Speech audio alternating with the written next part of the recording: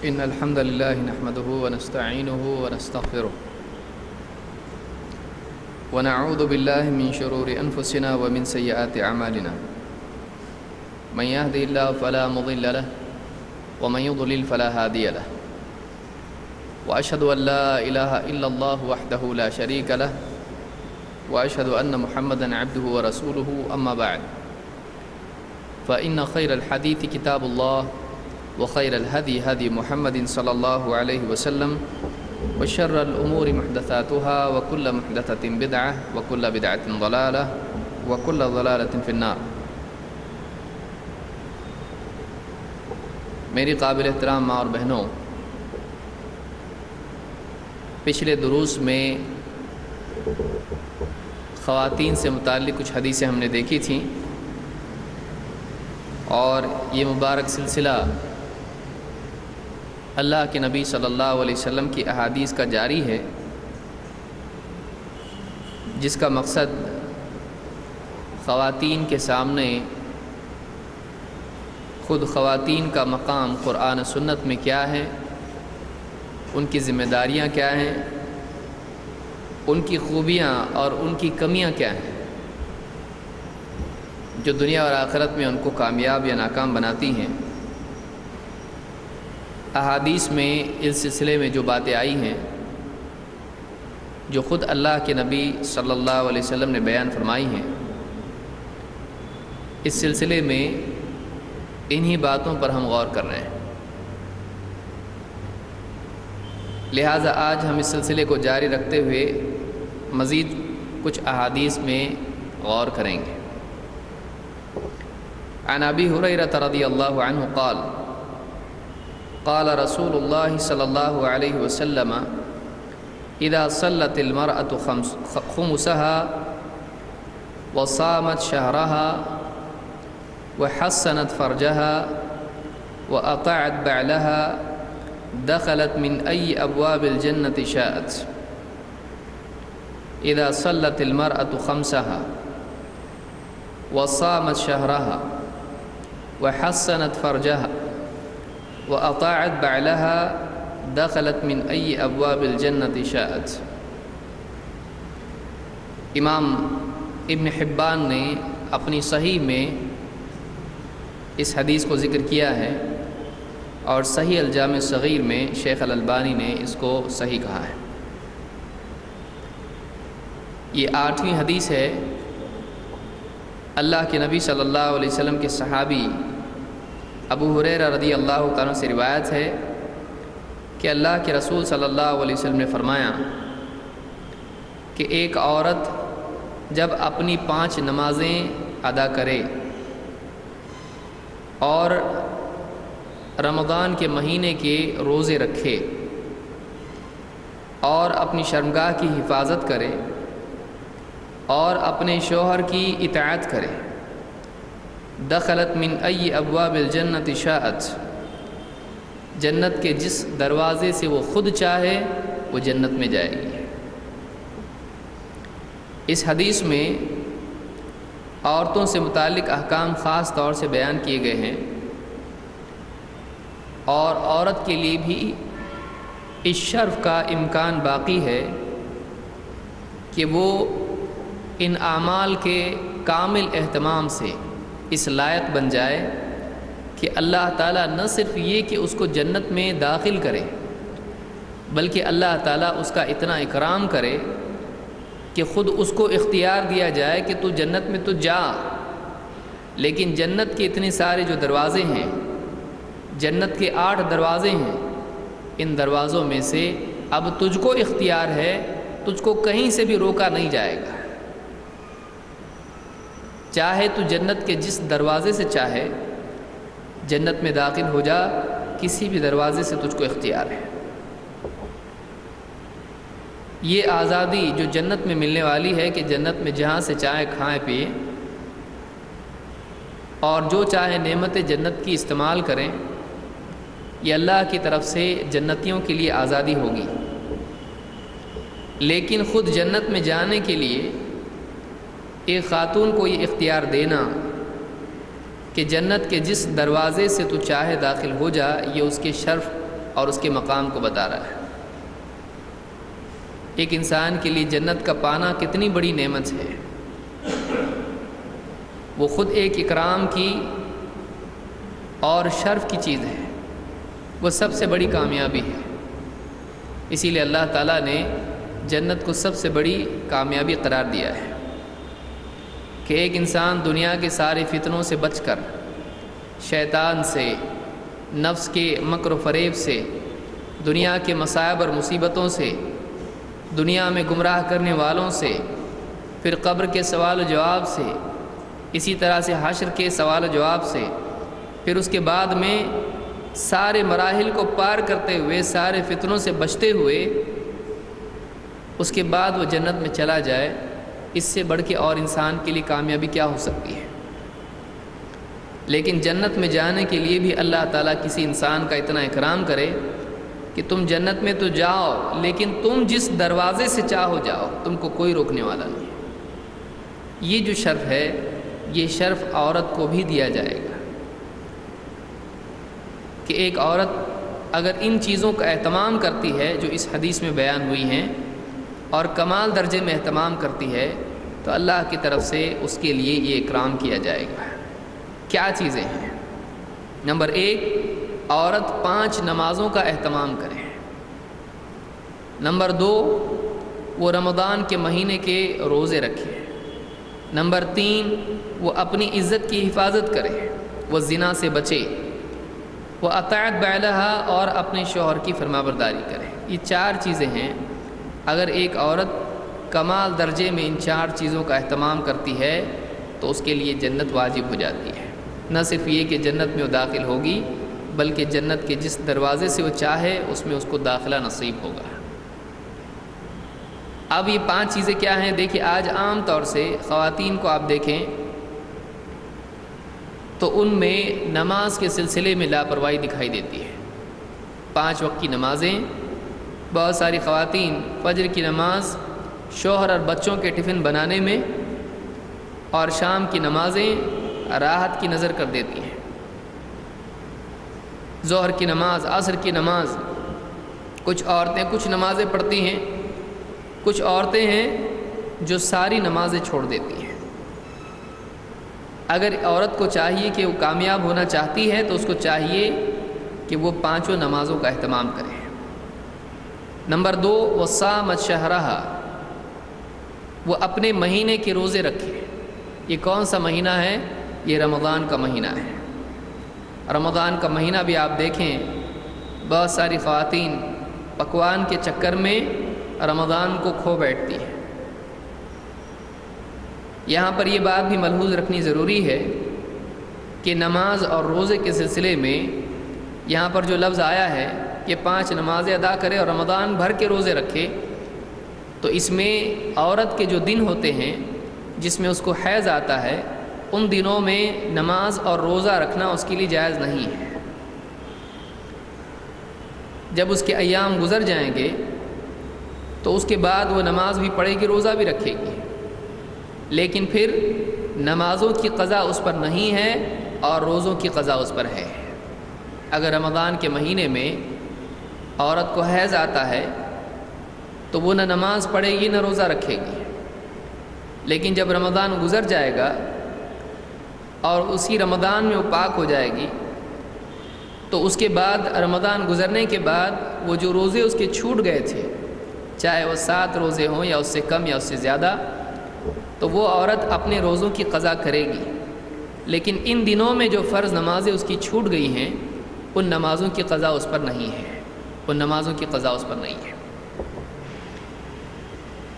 تو وصامت شہرہا وحسنت فرجہا، اور اپنی شرمگاہ کی حفاظت کرے۔ کیا مطلب ہے؟ کہ اپنے جسم کے وہ حصے جن کا چھپانا اس پر لازم ہے، وہ ایسے لوگوں کے سامنے ان حصوں کو ظاہر نہ کرے جو اس کے لیے ان کا ظاہر کرنا ان پر جائز نہیں ہے۔ شوہر کے لیے اس کے لیے جائز ہے کہ اپنے جسم کے حصے اس پر ظاہر کرے، لیکن اجنبی کے سامنے یا اسی طرح سے خواتین کے سامنے اپنے چھپانے کے حصوں کو ظاہر کرنا یہ ان کے لیے جائز نہیں ہے۔ بہت ساری خواتین اس میں عیب نہیں سمجھتی ہیں کہ ایک دوسرے کے سامنے اپنے آپ کو ظاہر کریں، لیکن خواتین کا بھی خواتین سے پردہ ہے، اور عورتوں کے مقابلے میں مردوں کا بھی مردوں سے بعض حصے چھپانے کے اعتبار سے پردہ ہے۔ جو حجاب مردوں کے لیے عورتیں کرتی ہیں وہ عورتوں سے نہیں ہے، لیکن اس کا یہ مطلب نہیں ہے کہ عورت اپنے جسم کے تمام حصے دوسری خواتین پر ظاہر کریں، یہ بھی ان کے لیے جائز نہیں ہے، اس کی ایک حد ہے۔ بہرحال اس میں یہ بھی آتا ہے وَحَسَّنَتْ فَرْجَهَا، دوسرا معنی اس میں یہ جو اصل معنی اس کا ہے وہ یہ کہ وہ زنا سے اپنے آپ کو بچائے، وہ اپنے آپ کو زنا سے بچائے۔ وَحَسَّنَتْ فَرْجَهَا وَأَطَاعَتْ بَعْلَهَا، اور اپنے شوہر کی فرما برداری کرے۔ بعل کے معنی یہاں پر شوہر کے ہیں، وہ اپنے شوہر کی فرما برداری کرے۔ یہ بھی ایک ایسی چیز ہے جو عورت کے لیے ضروری ہے۔ بہت ساری خواتین شوہر کی فرما برداری کا وہ اہتمام نہیں کرتی ہیں، شوہر کی بات کو نہیں مانتی ہیں۔ شوہر کی بات نہ ماننا یہ بھی عورت کے لیے جنت سے محرومی کا سبب ہے۔ یہاں یہ بات بھی یاد رہے کہ اگر شوہر ایسی بات کہتا ہے جو قرآن و سنت کے خلاف ہے، اللہ رب العالمین کے فرمان کے خلاف ہے، اللہ کے نبی صلی اللہ علیہ وسلم کی تعلیمات کے خلاف ہے، اگر ایسی کوئی بات شوہر کہتا ہے تو اس کی بات کا ماننا جائز نہیں ہے، اس لیے کہ حدیث میں آیا لا طاعۃ لمخلوق فی معصیۃ الخالق، خالق کی نافرمانی میں مخلوق کی فرما برداری نہیں کی جائے گی۔ تو یہ چار چیزیں بیان کرنے کے بعد اللہ کے نبی صلی اللہ علیہ وسلم نے فرمایا دخلت من ای ابواب الجنت شاءت، جب یہ چار کام عورت کر لے تو جنت کے جس دروازے سے چاہے وہ داخل ہو جائے۔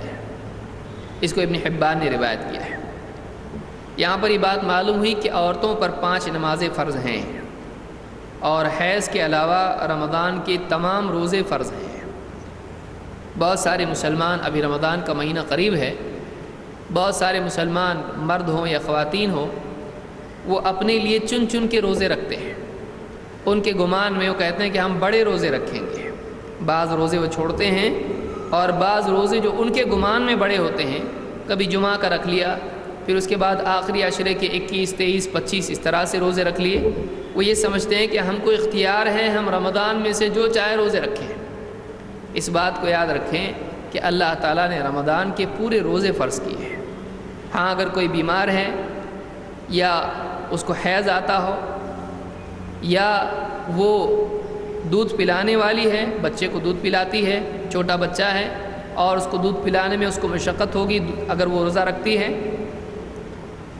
اور یا پھر یہ کہ وہ حاملہ ہو، اس کے پیٹ میں بچہ ہو، اور اگر واقعی کوئی سچا ڈاکٹر بتاتا ہے کہ تم کو روزہ نہیں رکھنا چاہیے، تم کو یا بچے کو اس سے نقصان ہوگا، تو اسلام میں اس کی گنجائش ہے کہ وہ عورت روزہ چھوڑ دے اور اس روزے کے بدلے میں اس کا فدیہ ادا کرے، ایک مسکین کو ایک وقت کا کھانا کھلائے۔ تو یہاں یہ بات معلوم ہے کہ 5 نمازیں فرض ہیں اور رمضان کے تمام روزے فرض ہیں، سوائے ان دنوں کے جو عورت روزے اور نماز چھوڑتی ہے۔ پھر اسی طرح سے یہاں یہ بات معلوم ہے کہ عورت پر اپنی شرمگاہ کی حفاظت لازم ہے، یہ اس کا شرف ہے، اس کی عزت ہے، اور شوہر کی فرما برداری بھی اس پر لازم ہے۔ اور یہ بات بھی معلوم ہوئی کہ جنت کا ایک دروازہ نہیں بلکہ جنت کے کئی دروازے ہیں۔ حدیث میں آیا کہ دخلت من ای ابواب الجنت شاءت، جنت کے کل ملا کر 8 دروازے ہیں، تو جس دروازے سے وہ چاہے جنت میں داخل ہو جائے۔ یہاں پر علماء نے کہا کہ عورت کے لیے یہاں پر زکوٰۃ اور حج کا ذکر نہیں آیا، ایسا کیوں ہے؟ علماء نے اس کا یہ جواب دیا کہ عام طور سے مال کے احکام عورت پر نہیں ہوتے ہیں، اس لیے کہ مال عورت کے پاس عام طور سے نہیں ہوتا ہے۔ اللہ رب العالمین نے عورت پر کمانے کی ذمہ داری نہیں ڈالی ہے، یہ شوہر ہے جو عورت کے حقوق ادا کرے گا، اس کا خرچ اور اس کی دوسری ضروریات کا بوجھ اٹھائے گا، لہٰذا اس کی زکوٰۃ اور اس کے حج کے معاملات یہ عورت پر نہیں ہے، الا یہ کہ عورت کے پاس واقعی مال ہو، تو عموماً عورت کے پاس مال نہیں ہوتا ہے، لہٰذا ان احکام کو یہاں پر بیان نہیں کیا گیا ہے۔ اور عام طور سے عورتیں روزے اور نماز کے سلسلے میں لاپرواہی برتتی ہیں، بے پردگی کا معاملہ ان کے یہاں عام طور سے ہوتا ہے، تو اس کے لیے خاص طور سے یہاں پر ان 4 چیزوں کو ذکر کیا گیا ہے کہ اگر ان 4 مشکل کاموں کو وہ کر لے، نماز میں اوقات کی پابندی کی مشکل ہے، خاص طور سے فجر اور عشاء میں، جبکہ نیند کا غلبہ انسان پر ہوتا ہے، روزے میں مشقت ہے، عورتوں پر کام کاج کی ذمہ داری ہوتی ہے، اس کے ساتھ روزہ رکھنا بڑا مشکل ہے، اسی طرح سے پردے کا معاملہ اور اپنے آپ کو بے حیائی سے بچانا، اور اسی طرح سے شوہر کی فرما برداری، یہ 4 چیزیں اگر عورت کر لیتی ہے تو یہ جنتی عورت ہے، لہٰذا یہاں پر یہ چیزیں بیان ہوئی ہیں۔ اسی طرح سے یہاں پر عورت کے لیے بتایا گیا کہ وہ جنت کے جس دروازے سے چاہے داخل ہو۔ اس سے ایک بات یہ معلوم ہوئی کہ انسان کو اختیار ہے، اللہ تعالیٰ نے انسان کو ایک با اختیار مخلوق بنا کر بھیجا ہے، وہ مجبور مخلوق نہیں ہے، اور یہاں پر اللہ تعالیٰ نے عورت کی بھی چاہت کا لحاظ رکھا ہے، یہ نہیں کہ عورت کمتر ہے، ادنا ہے، گھٹیا ہے، نعوذ باللہ ایسی کوئی بات نہیں ہے۔ قیامت کے دن عورت کا بھی اتنا ہی اکرام کیا جائے گا، اس کی اپنی ایک شخصیت ہے اور اس کو خود اختیار ہے۔ یہاں پر یہ بات معلوم ہوتی ہے کہ جنت میں ہر انسان الگ الگ اپنے اپنے اعمال کی بدولت داخل ہوگا، وہاں عورت شوہر کی ماتحت نہیں ہے، بلکہ عورت کا اپنا حساب ہے، اس کا اپنا ایک اکرام ہے، اس کا اپنا ایک شرف ہے۔ دنیا میں کہیں بھی عورت جاتی تو شوہر کی ماتحتی میں جاتی ہے، لیکن قیامت کے دن ایسا نہیں ہوگا۔ قیامت کے دن ہر انسان اس کے اپنے اعمال کی بدولت جنت میں جائے گا، لہٰذا جو عورت ان 4 چیزوں کا اہتمام کرے وہ خود اپنے اعمال کی بدولت جنت میں جائے گی۔ اسی لیے حدیث میں کہا گیا کہ وہ جس دروازے سے چاہے جنت میں داخل ہو، یہ نہیں کہ وہ شوہر کی تابع ہو کر جائے گی، وہ خود جنت میں جائے گی۔ تو اس سے بھی عورت کا شرف اللہ کے ہاں مستقل ہے، یہ بات معلوم ہوتی ہے۔ آئیے ہم آگے دوسری حدیث ایک دیکھتے ہیں۔ 9ویں حدیث کیا ہے؟ عن ابی امامہ قال قال رسول اللہ صلی اللہ علیہ وسلم لمعاذ بن جبل یا معاذ قلب شاکر ولسان ذاکر وزوجة صالحة تعینک علی امر دنیاک ودینک خیر مقتنز الناس۔ امام البیہقی نے اپنی شعب الایمان میں اس حدیث کو ذکر کیا ہے، اور صحیح الجامع صغیر میں شیخ الالبانی نے اس کو صحیح کہا ہے۔ آئیے دیکھتے ہیں وہ کیا چیزیں ہیں جو ایک انسان کو، ایک مرد کو کامیاب بناتی ہیں۔ ابو امامہ رضی اللہ تعالیٰ فرماتے ہیں کہ اللہ کے رسول صلی اللہ علیہ وسلم نے فرمایا، اور یہ بات آپ نے معاذ بن جبل رضی اللہ تعالیٰ سے کہی۔ معاذ بن جبل ایک صحابی ہیں، کہا کہ یا معاذ، اے معاذ، قلب شاکر، شکر کرنے والا دل، ولسان ذاکر، اور ذکر کرنے والی زبان، وزوجۃ صالحۃ، اور نیک بیوی، تعینک علی امر دنیاک ودینک، جو تیرے دنیا اور دین کے معاملات میں تیرا تعاون کرے، خیر مقتنز الناس، ان تمام خزانوں سے بہتر ہے جن کے جمع کرنے میں لوگ لگے ہوئے ہیں۔ اس حدیث میں بھی بہت ہی عمدہ بات عورت کے اکرام میں کہی گئی ہے۔ سب سے پہلی بات یہ کہ یہاں پر 4 باتیں ذکر کی گئی ہیں، اور ان 4 باتوں کو خزانوں سے بہتر کہا گیا ہے۔ نمبر 1، قلب شاکر، شکر کرنے والا دل۔ 2، ذکر کرنے والی زبان۔ 3، نیک بیوی جو دنیا اور دین کے کاموں میں اس کی مدد کرے۔ 3 چیزیں یہاں پر ہیں۔ اگر آپ غور کریں تو یہ 3 چیزیں ساری چیزوں کو شامل ہیں۔ ایک انسان کا قلب ہے جس میں انسان کے سارے خیالات اور جذبات اور سارے ارادے ہوتے ہیں۔ 2، انسان کی زبان ہے جس سے آدمی جسم کے مقابلے میں زیادہ کام کرتا ہے اور جو آسانی سے نیکیاں اور گناہ کر سکتی ہے۔ اور 3، انسان کے خارج اس کا ایک تعاون کرنے والا جو اس کی دنیا اور دین میں اس کا مددگار ہوتا ہے، یا تو اس کے لیے خیر بنتا ہے یا شر بنتا ہے۔ اس اعتبار سے 3 چیزیں بطور نعمت اور بطور کمال اور کامیابی کے اسباب میں سے اللہ کے نبی صلی اللہ علیہ وسلم نے بیان کیا ہے۔ قلب شاکر معلوم ہوا دل کے لیے سب سے بڑی اور قیمتی چیز یہ ہے کہ وہ شکر کرنے والا ہو، اس لیے کہ شکر ہی توحید کی اصل ہے۔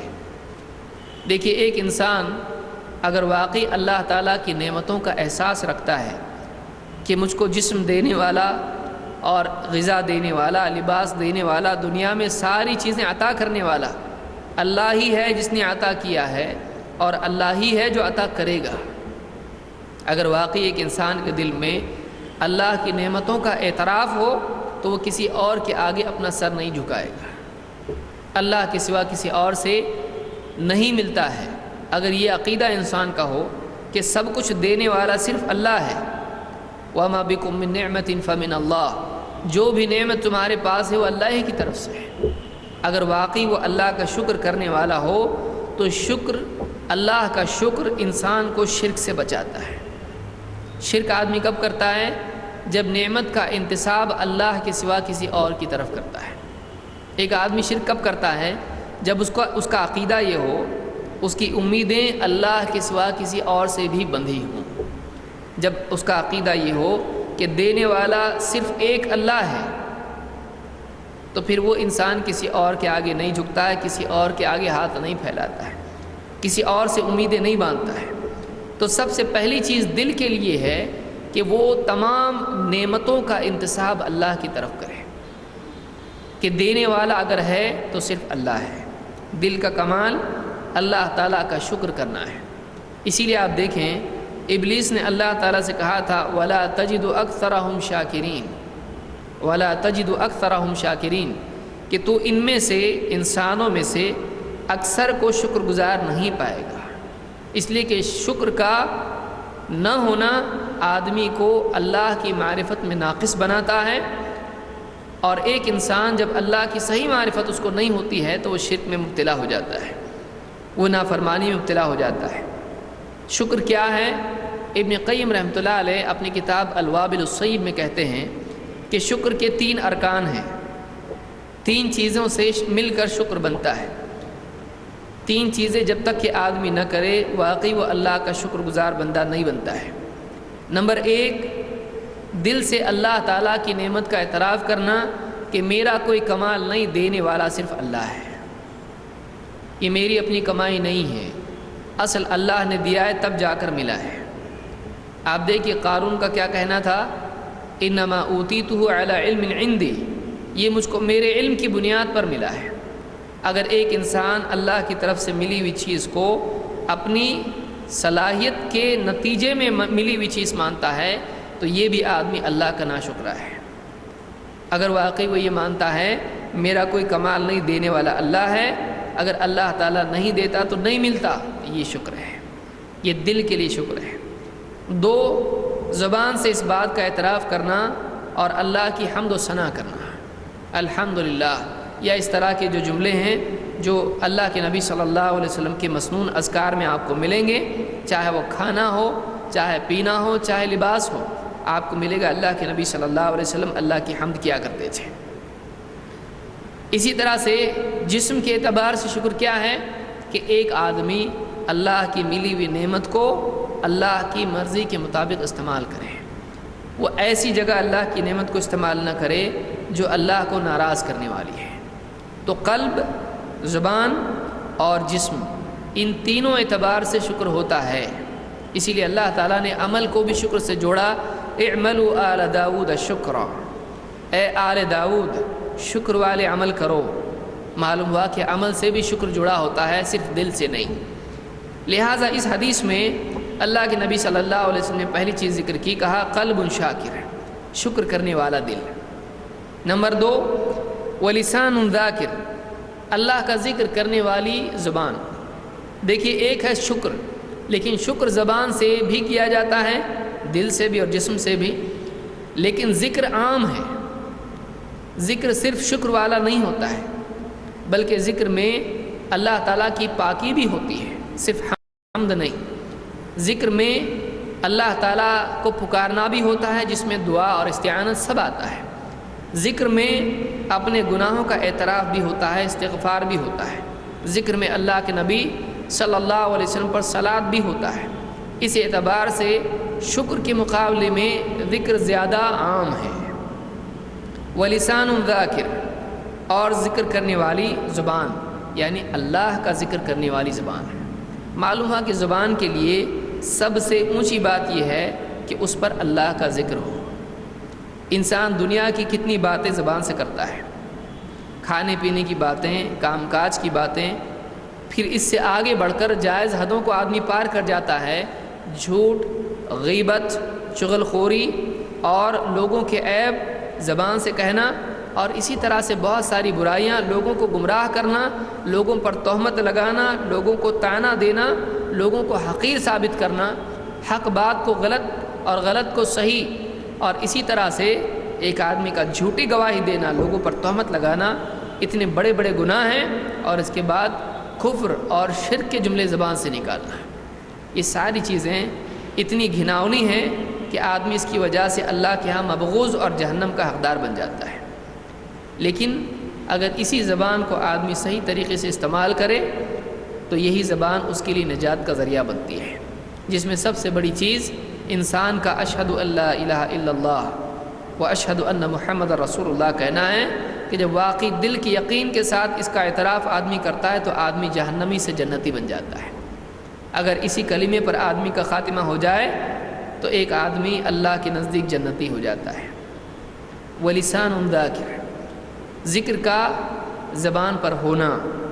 یہاں پر یہ نہیں کہا یعنی وَلِسَانٌ ذَاکِرٌ، ایسی زبان جو ذکر کرنے والی ہو، یعنی ذکر کا زبان سے خصوصی تعلق ہو۔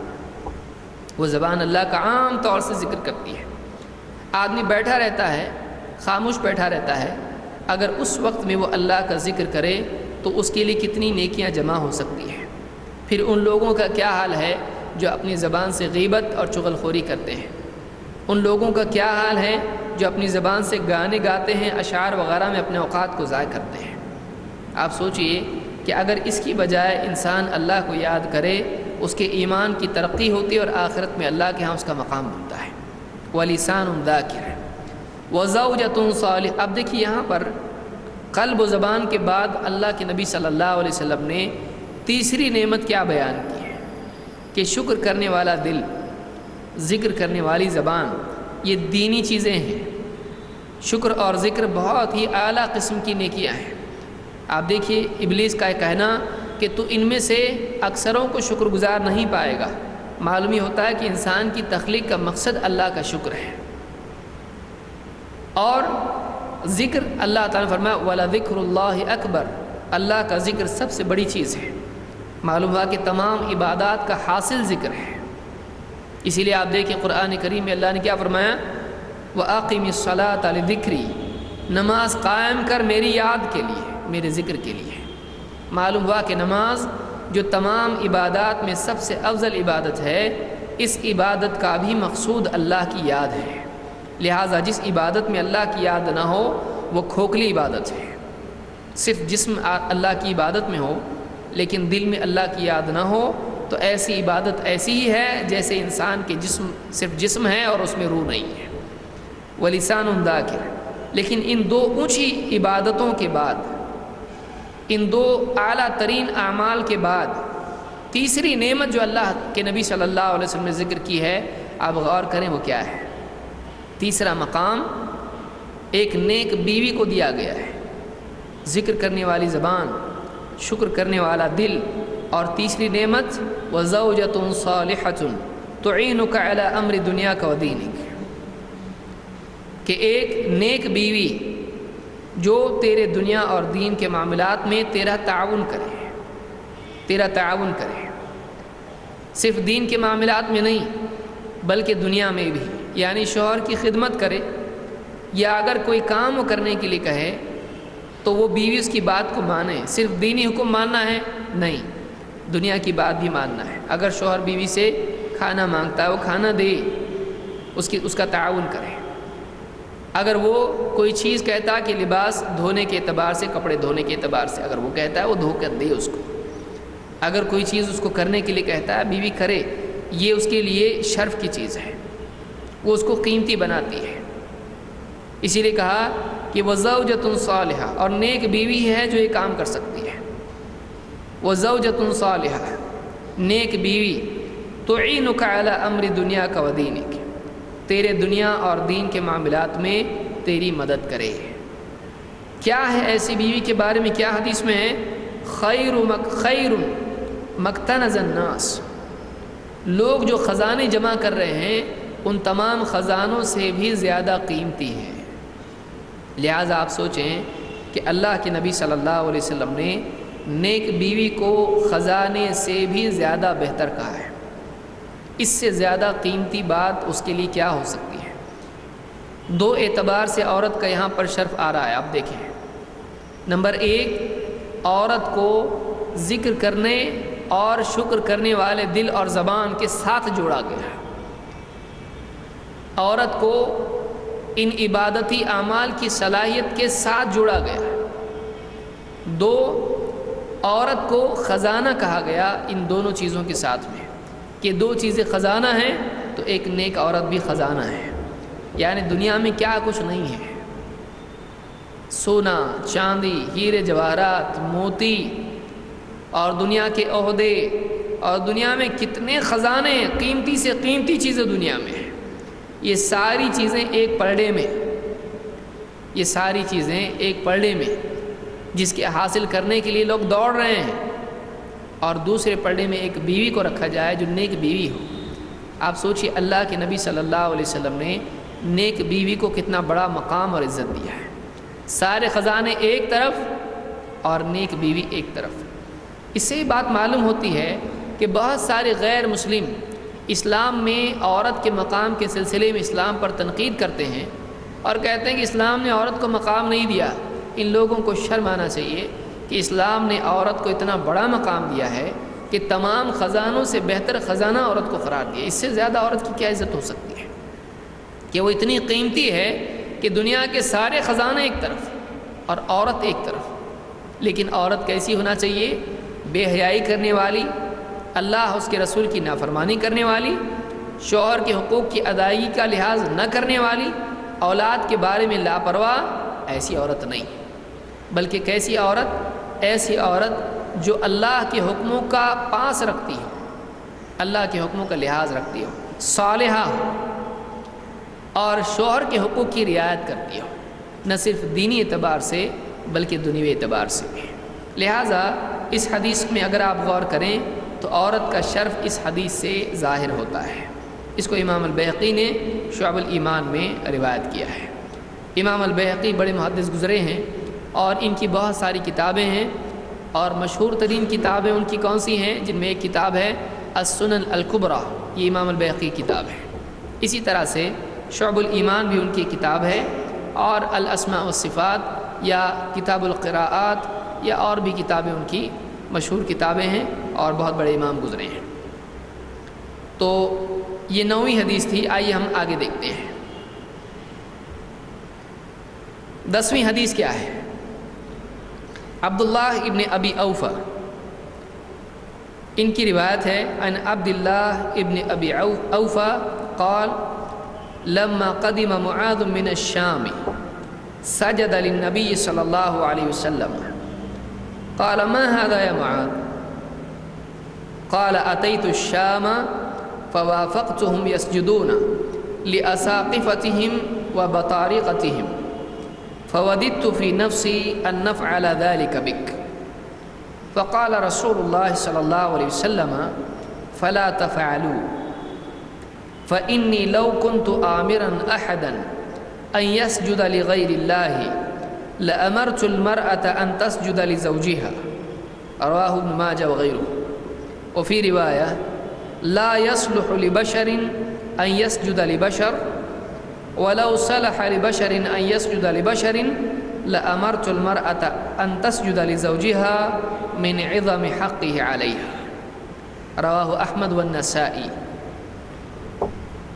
یہ دو روایتیں ہیں جو ابن ماجہ، مسند احمد اور نسائی کی روایتیں ہیں۔ آئیے ہم دیکھتے ہیں کہ ان میں کیا بات بیان کی گئی ہے۔ عبداللہ ابن ابی اوفا صحابی کہتے ہیں کہ لما قدم معاذ من الشام، جب معاذ ابن جبل، دیکھیے پچھلی حدیث میں کون تھا؟ پچھلی حدیث میں معاذ ابن جبل ہی کے بارے میں تھی، انہی سے آپ نے بات کہی تھی، وہی صحابی ہے۔ لما قدم معاذ من الشام، معاذ ابن جبل جب شام کے ملک شام سے لوٹے، قدیمہ کے معنی ہوتا ہے لوٹنا، سجد للنبی صلی اللہ علیہ وسلم، شام سے لوٹتے ہی انہوں نے اللہ کے نبی صلی اللہ علیہ وسلم کو سجدہ کیا۔ جب انہوں نے اللہ کے نبی صلی اللہ علیہ وسلم کو سجدہ کیا تو فوراً اللہ کے نبی صلی اللہ علیہ وسلم کہہ پڑے، قال یا معاذ ما هذا یا معاذ، آپ نے کہا اے معاذ یہ کیا ہے، یہ کیا کر رہے ہو؟ انہوں نے جواب دیا، قال اتیت الشام، میں جب شام گیا، فوافقتهم یسجدون لاساقفتهم وبطارقتهم، تو میں نے دیکھا کہ شام میں لوگ اپنے سرداروں کو اور اپنے دینی رہنماؤں کو سجدہ کرتے ہیں۔ شام میں لوگوں کو میں نے دیکھا کہ لوگ اپنے بڑوں کی تعظیم میں ان کو سجدہ کرتے ہیں۔ فوددت فی نفسی ان نفعل ذلک بک، تو میرے جی میں خیال پیدا ہوا، یہ مجھے بات بہت اچھی لگی کہ ہم بھی آپ کو سجدہ کریں، اگر وہ اپنے بڑوں کو کرتے ہیں، اگر ان کی تعظیم کا یہ طریقہ ہے تو کیوں نہ ہم آپ کو کریں، ان نفعل ذلک بک۔ فقال رسول اللہ صلی اللہ علیہ وسلم فلا تفعلوا، اللہ کے رسول صلی اللہ علیہ وسلم فرمایا تم ایسا مت کرو، فلا تفعلوا، ایسا مت کرو، فإنی لو كنت آمرا احدا، اگر میں کسی کو یہ حکم دیتا ان یسجد لغیر اللہ، کہ وہ اللہ کے سوا کسی اور کو سجدہ کرے، لأمرت المرأة ان تسجد لزوجها، تو میں عورت کو حکم دیتا کہ وہ اپنے شوہر کو سجدہ کرے۔ اگر اللہ کے سوا کسی اور کو سجدہ کرنے کا میں حکم دیتا تو عورت کو حکم دیتا کہ وہ اپنے شوہر کو سجدہ کرے۔ اس کو ابن ماجہ نے روایت کیا ہے۔ مسند احمد اور نسائی کے الفاظ ہیں، لا يصلح لبشر ان يسجد لبشر، کسی بشر کے لیے یہ صحیح نہیں ہے کہ وہ کسی بشر کو سجدہ کرے۔ ولو صلح لبشر ان يسجد لبشر، اگر کسی انسان کے لیے یہ جائز ہوتا، یہ ٹھیک ہوتا کہ وہ کسی اور انسان کو سجدہ کرے، تو لأمرت المرأة ان تسجد لزوجها، تو میں عورت کو حکم دیتا کہ وہ اپنے شوہر کو سجدہ کرے۔ کیوں؟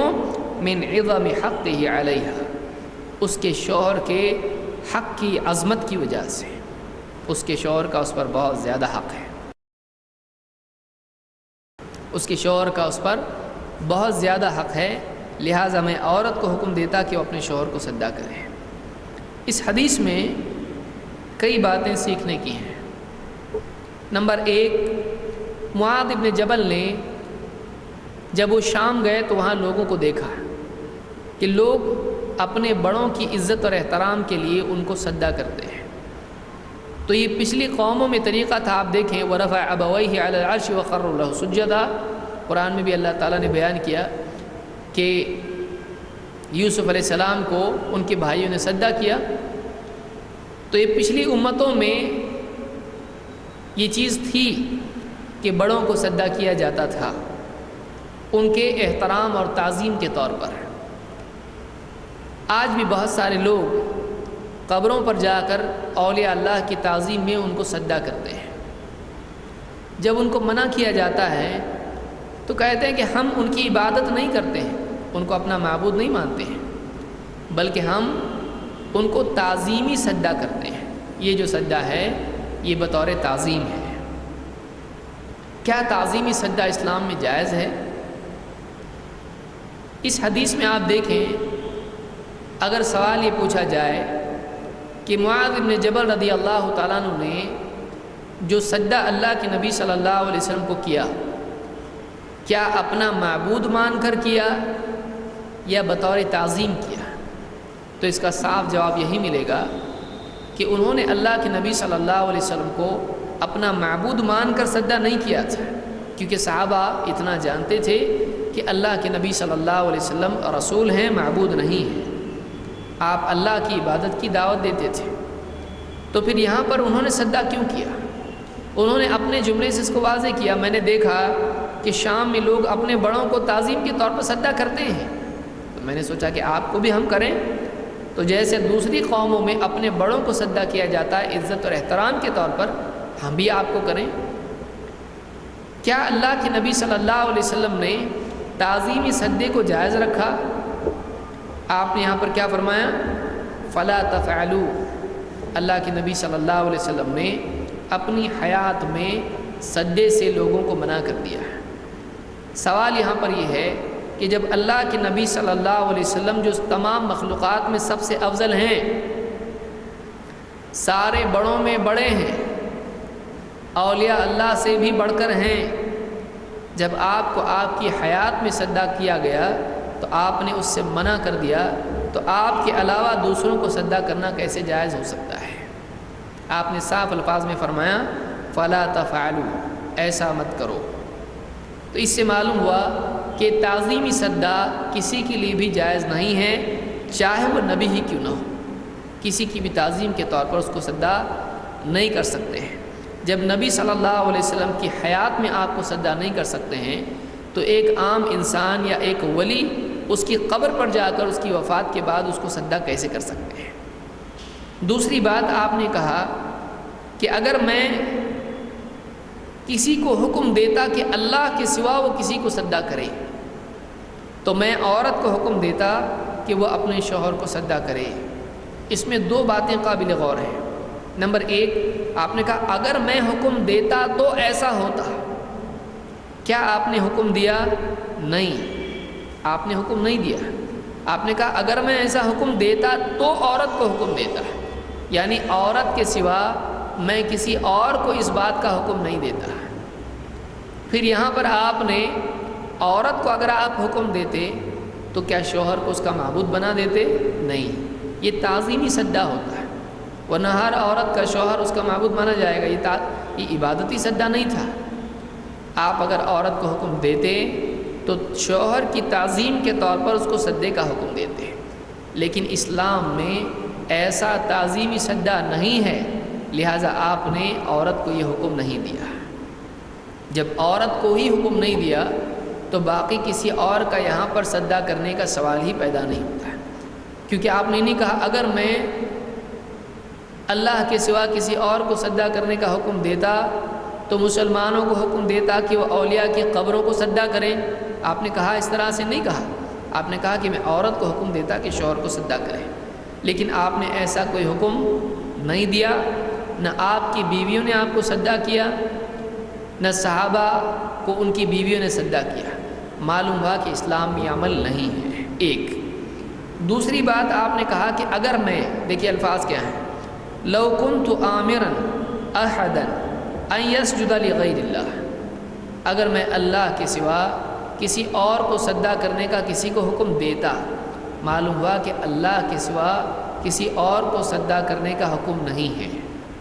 جو چیز اللہ کے ساتھ خاص ہو اس کو توحید کہتے ہیں، اس میں کسی کو شریک کرنا شرک ہوتا ہے۔ اس کو یاد رکھیے اچھی طرح سے کہ ایک چیز جب یہ کہا جائے، توحید کس کو کہتے ہیں؟ توحید وہ چیز ہے کہ جو اللہ کے ساتھ خاص ہو۔ معلوم ہوا یہاں بتایا جا رہا ہے کہ اللہ کے سوا اگر میں کسی کو سجدہ کرنے کا حکم دیتا تو ایسا ہوتا۔ معلوم ہوا کہ اللہ کے سوا کسی اور کو سجدہ نہیں ہے۔ پھر جب سجدہ اللہ کے لیے خاص ہے تو اللہ کے سوا کسی اور کو سجدہ کرنا شرک ہے۔ اللہ کے سوا کسی اور کو سجدہ کرنا شرک ہے۔ کیوں؟ اس لیے کہ سجدہ اللہ کے ساتھ خاص ہے۔ اسی لیے آپ نے کیا فرمایا کہ اگر میں اللہ کے سوا کسی اور کو سجدہ کرنے کا حکم دیتا تو عورت کو حکم دیتا کہ اپنے شوہر کو سجدہ کرے، عورت کو حکم دیتا کہ اپنے شوہر کو سجدہ کرے۔ اس حدیث کو ابن ماجہ نے روایت کیا ہے۔ اگلی روایت میں کیا الفاظ ہیں؟ لا یصلح لبشر ان یسجد لبشر، کسی بشر کے لیے، انسان کے لیے یہ جائز نہیں کہ وہ دوسرے انسان کو سجدہ کرے۔ بشر کو سجدہ نہیں کر سکتا ہے۔ قبر میں جتنے اولیاء ہیں وہ کون ہیں؟ فرشتے ہیں؟ جنات ہیں؟ نہیں، وہ بھی انسان ہیں، وہ بشر ہیں، تو پھر ان کو سجدہ کرنا کیسے جائز ہو سکتا ہے؟ لا يصلح لبشر ان يسجد لبشر ولو صلح لبشر ان يسجد لبشر، اگر کسی بشر کے لیے جائز ہوتا کہ وہ دوسرے بشر کو سجدہ کرے تو میں لأمرت المرأة ان تسجد لزوجها، میں عورت کو حکم دیتا کہ وہ اپنے شوہر کو سجدہ کرے۔ کیوں؟ من عظم حقه علیہا، شوہر کے حق کی عظمت کی وجہ سے جو اس کا اپنی بیوی پر حق ہے۔ معلوم ہوا کہ شوہر کا اپنی بیوی پر بہت زیادہ حق ہوتا ہے، اتنا حق کہ اگر واقعی وہ حق ادا کرنا چاہے، اگر عورت اپنے شوہر کا حق ادا کرنا چاہے تو اسلام میں اتنی بڑی بات تھی کہ اس کو شوہر کو سجدہ کرنے کا حکم دیا جاتا ہے۔ اس کو امام احمد اور نسائی نے روایت کیا ہے۔ آج کل عورتوں کی آزادی اور ٹی وی اور میڈیا میں دیکھ کر عورتوں کا ذہن جو بگڑ رہا ہے وہ یہ کہ عورت ایک دم آزاد ہے، اتنی آزاد کہ نکاح کرنے کے لیے باپ کی اجازت بھی ضروری نہیں، اور اتنی آزاد کہ جو چاہے کرے، وہ شوہر کی نہ مانے، وہ خود آزاد ہے۔ ماں باپ بچیوں کو پڑھا دیتے ہیں، اچھا خاصا ڈاکٹر بنا دیتے ہیں، انجینئر بناتے ہیں، اور جو کچھ بھی ہے پڑھاتے ہیں، گریجویٹ کراتے ہیں۔ نیت کیا ہوتی ہے؟ نیت یہ نہیں ہوتی کہ بچی کو معلومات بڑھے، نیت یہ ہوتی ہے کہ اگر طلاق ہو گیا تو خود اپنے ہاتھ سے کما کے کھائے۔ آپ سوچئے، بچی ابھی پیدا ہوئی ہے، اس کی طلاق کی فکر ہو رہی ہے۔ جب طلاق ہی کو ذہن میں رکھ کے سارے کام کیے جائیں گے تو طلاق تو ہوگا ہی، ذہنوں میں طلاق ہی ہے تو طلاق نہیں ہوگا تو کیا ہوگا؟ لہٰذا بہت سارے لوگ اپنی اولاد کے سلسلے میں اس طرح کی چیزیں ذہن میں رکھ کر ان کی تربیت کرتے ہیں، اور بعض اوقات زبان سے بھی کہتے ہیں بیٹا پڑھ لکھ لے، کل کو اگر تیرا کچھ ہو گیا اور طلاق ہو گیا تو تو اپنے ہاتھ سے کما کے کھا سکے گی، کسی پر ڈیپینڈ نہیں رہے گی۔ لہٰذا اس کے ذہن میں پہلے ہی سے طلاق ڈال دیا جاتا ہے، اور واقعی جب کسی کے پاس ساری صلاحیت ہو اور سب کچھ ہو تو نبھنے کی بجائے الگ ہونے کی زیادہ سوچتی ہے۔ بہت سارے نکاح آج عام طور سے ٹوٹ رہے ہیں۔ کیوں؟ لڑکیوں میں ذہنیت یہ بن گئی ہے کہ ہم کیوں مانیں کسی کی، اگر تھوڑا سا بھی ایڈجسٹ نہیں ہو رہا ہے، شوہر کے ساتھ تھوڑے معاملات بگڑ جاتے ہیں، فوراً عورتیں میکے چلی جاتی ہیں اور وہاں سے بیٹھ کر خط لکھتی ہیں کہ ہم کو خلا چاہیے، ہم کو طلاق دے دو، ہم کو واپس نہیں جانا ہے۔ آج نکاح بالکل ایسا ہو گیا ہے کہ بہت آسانی سے وہ ٹوٹ جاتا ہے، حالانکہ نکاح بہت ہی مضبوط چیز ہے، آسانی سے ٹوٹنے والی چیز نہیں ہے۔ میثاقا غلیظا، ایک بہت ہی مضبوط چیز ہے کہ جو زندگی بھر کے لیے بیوی شوہر کا ساتھ رہنا مقصود ہے، الا یہ کہ ایسے حالات پیدا ہو جائیں کہ اب طلاق کے سوا کوئی صورت نہیں ہے۔ لیکن آج نکاح بہت ہلکا ہو گیا ہے، بہت آسانی سے عورتیں اور مرد بھی نکاح توڑ دیتے ہیں۔ تو عورت پر شوہر کا بہت زیادہ حق ہے، عورت پر شوہر کا بہت زیادہ حق ہے، اتنا حق کہ اگر واقعی اس کو ادا کرنا چاہے تو شوہر کو وہ سجدہ کرے گی۔ اور آگے آئیے، شوہر کا حق ادا کرنا یہ دور کی بات ہے، عورتوں میں، اور یہ ساری عورتوں میں نہیں، جیسے مردوں میں اچھے بھی ہوتے ہیں برے بھی ہوتے ہیں، ویسے عورتوں میں بھی اچھی عورتیں اور بری عورتیں دونوں ہوتی ہیں۔ انسان ہے، اس میں خیر اور شر دونوں کا جذبہ ہے، جو جذبہ وہ اپنے اوپر غالب کرتا ہے ویسا اس پر حکم لگتا ہے، اچھے یا برے کا۔ آئیے دیکھتے ہیں عورتوں کی کمزوری کیا ہے۔ عورتوں کی ایک کمزوری ناشکری اور تھوڑے پر سے سارے کا انکار کر دینا، یہ عورتوں کی کمی ہے، کیونکہ عورتیں جذباتی ہوتی ہیں اور وہ عدل و انصاف کے ساتھ فیصلہ نہیں کر پاتی ہیں، بہت جلد باز ہوتی ہیں فیصلہ کرنے میں، حکم لگانے میں۔ آسانی سے اس کو سمجھنا ہو تو دیکھیے، ایک عورت اگر دوسری عورت کے ساتھ اچھی رہے، اس کی عزت کرے، اس کو نمبر 1 پر رکھے، تو اب جس کی عزت کی جا رہی ہے وہ کہتی ہے اس عورت سے اچھی کوئی عورت نہیں ہے، یہ سب سے اچھی عورت میری سہیلی ہے۔ لیکن اگر اس عورت سے کچھ بگڑ جائے، ذرا سا وہ دھیان نہ دے، عزت نہ دے، اب دیکھیے کیا حکم لگتا ہے۔ اب حکم کیا لگتا ہے؟ وہ عورت ایک دم بری ہے، وہ سب سے بری ہے۔ تو عورت ایک دوسری عورت کے بارے میں بھی خود کتنے جلدی فیصلہ کرتی ہے اور ساری چیزیں اس کی بھلا دیتی ہے۔ عورت میں ایک کمزوری ہے کہ وہ ایک غلطی کی بنیاد پر پورے شخص کو غلط قرار دیتی ہے، یہ اس کی کمزوری ہے۔ سب میں نہیں ہوتا ہے، وہ اپنے آپ کو اچھا بنا سکتی ہے۔ اگر اس کمزوری کو اچھا نہ کرے، صحیح نہ کرے، تو یہ کمزوری اتنی بڑی ہے کہ یہ جہنم میں لے جا سکتی ہے، کیونکہ یہ جھوٹ اور ظلم ہے۔ یہ جھوٹ ہے اور ظلم ہے کہ ایک انسان کی غلطی کی وجہ سے اس کو پورا غلط بنا دینا، اس کی ساری خوبیوں کو ختم کر دینا ہے، یہ بہت غلط بات ہے۔ یہ اللہ تک بھی انسان کو لے جا سکتا ہے کہ اللہ کے سارے انعامات اور اللہ کی ساری نعمتیں لے کر ایک غلطی، ایک ایسی چیز دکھائی دے، اللہ کے فیصلے میں اس کو غلطی دکھائی دے۔ آپ دیکھیے عورتیں کیا کرتی ہیں، اللہ کا فیصلہ آیا، گھر میں کسی کی موت ہو گئی، اللہ کا کوئی فیصلہ غلط نہیں ہوتا ہے، اللہ کے تمام فیصلے صحیح ہوتے ہیں۔ اب گھر میں کسی کی موت ہو گئی، اب رونے والیوں کی زبان سے کیا الفاظ نکلتے ہیں؟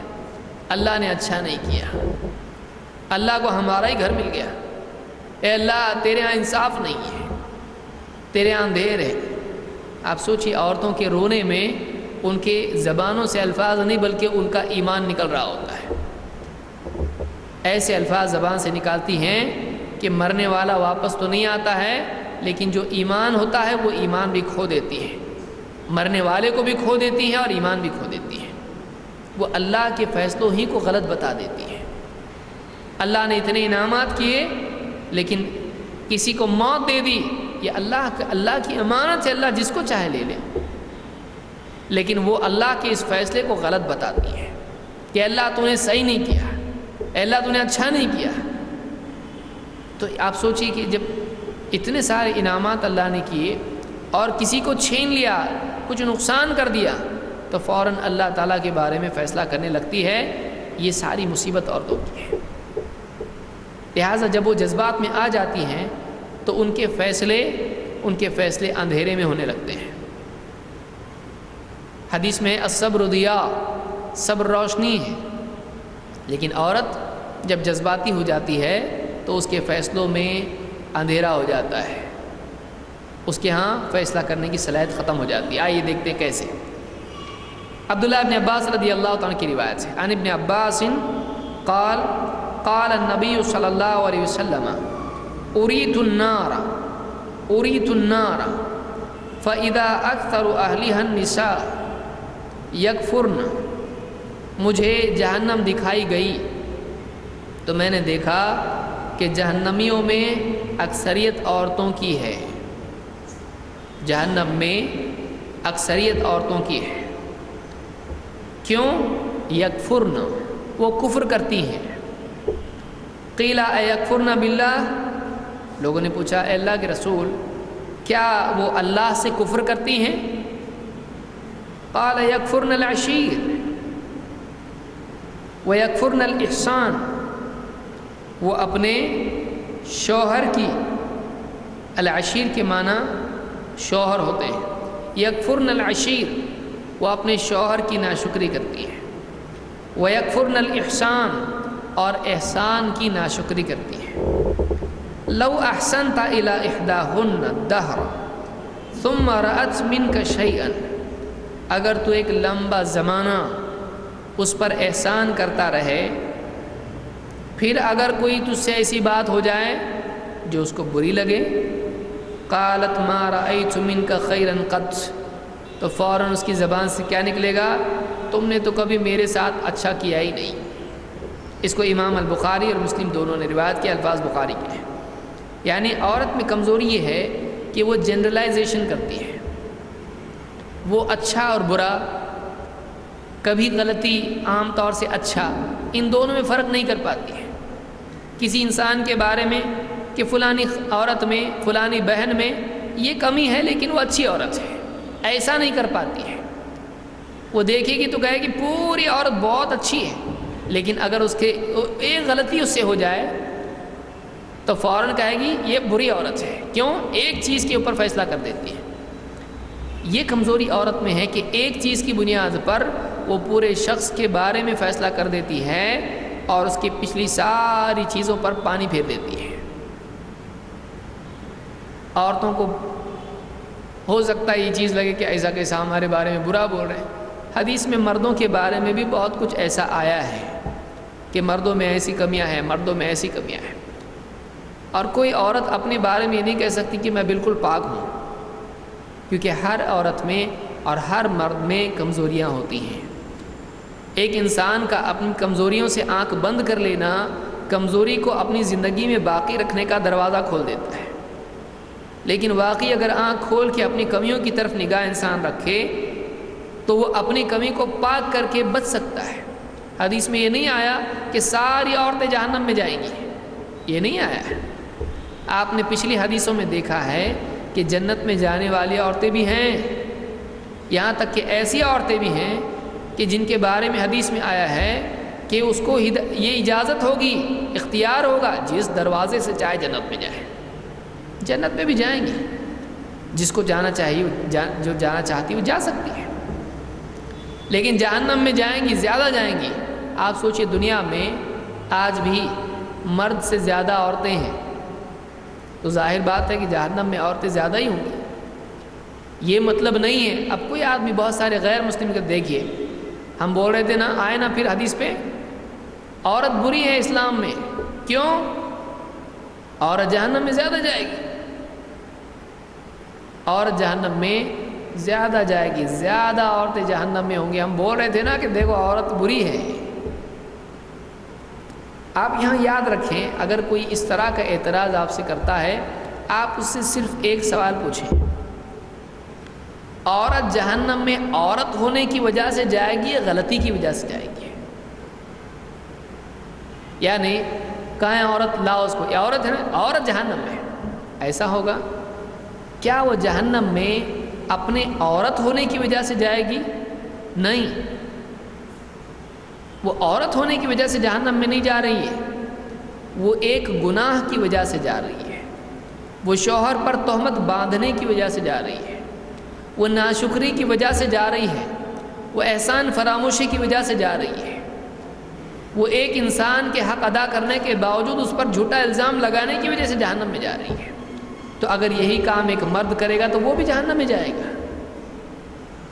یعنی یہاں پر یاد رکھیں کہ ایک برائی کی وجہ سے وہ جہنم میں جا رہی ہے، لہذا کوئی عورت کہتی کہ کیا دیکھو ہم کو جہنم میں ڈال رہے، ٹھیک ہے آپ وہ کام مت کرو، آپ نہیں جائیں گی۔ حدیث میں کیا آیا ہے؟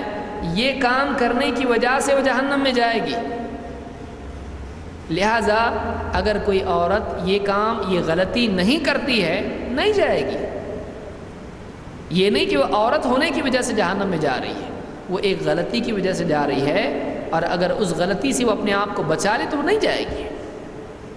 لہٰذا اس حدیث میں بات بتائی گئی، آپ نے فرمایا، صحابہ نے پوچھا، آپ نے کہا کہ فَإِذَا، یا اس سے کئی باتیں ہم کو معلوم، ایک ایک کر کے ہم نقطہ دیکھتے ہیں، آئیے۔ آپ نے کیا فرمایا؟ اُرِیتُ النَّارَ، مجھے جہنم دکھائی گئی۔ نمبر ایک، اللہ کے نبی صلی اللہ علیہ وسلم نے جہنم کو دیکھا ہے، لیکن یہاں پر آپ الفاظ دیکھیے کیا ہے۔ آپ نے کہا اُرِیتُ النَّارَ، مجھے جہنم دکھائی گئی، آپ نے نہیں کہا میں نے جہنم دیکھی۔ یہ آپ کے اختیار میں نہیں تھا کہ آپ دیکھیں، بلکہ یہ اللہ نے جب چاہا دکھایا۔ یہ نہیں کہ میرے دل میں آیا میں دیکھوں جہنم تو میں نے آنکھ کھول کے دیکھ لیا، نہیں، آپ نے کیا فرمایا؟ اُرِیتُ النَّارَ، مجھے جہنم دکھائی گئی، یہ اللہ پر ہے دکھائے نہ دکھائے۔ اُرِیتُ النَّارَ۔ نمبر دو، جہنم موجود ہے، یہ نہیں کہ جہنم بنائی جائے گی، بلکہ اس حدیث سے معلوم ہوا کہ جہنم کا وجود آج بھی ہے۔ اُرِیتُ النَّارَ، تو فَإِذَا أَكْثَرُ أَهْلِهَا النِّسَاء، تو میں نے دیکھا کہ اس میں اکثریت عورتوں کی ہے، جہنم میں اکثریت عورتوں کی ہے۔ کیوں ہے ایسا؟ یکفرنا، آپ نے الفاظ مختصر ایک لفظ میں کہا، وہ کفر کرتی ہیں۔ کفر کے دو معنی ہوتے ہیں، ایک انکار کرنا، دو ناشکری کرنا۔ لیکن اگر آپ غور کریں تو ناشکری بھی خود انکار ہوتا ہے، ناشکری کیا ہوتا ہے؟ کسی نے آپ پر احسان کیا اور آپ کہیں نہیں کیا، تو یہ انکار ہے، لیکن آخر میں کیا ہے؟ یہ اس کے احسان کی ناشکری ہے کہ احسان نہ ماننا، احسان کا انکار کرنا، اس کو کفر کہا جاتا ہے۔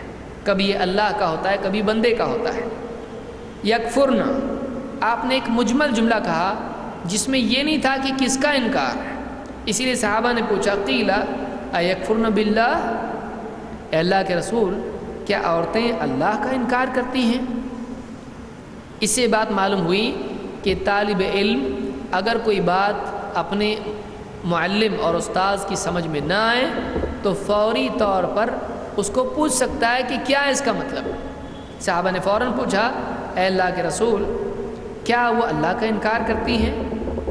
آپ نے جواب میں کہا یکفرن العشیر، اپنے شوہر کی نافرمانی، اپنے شوہر کی ناشکری، اپنے شوہر کا کفر کرتی ہیں۔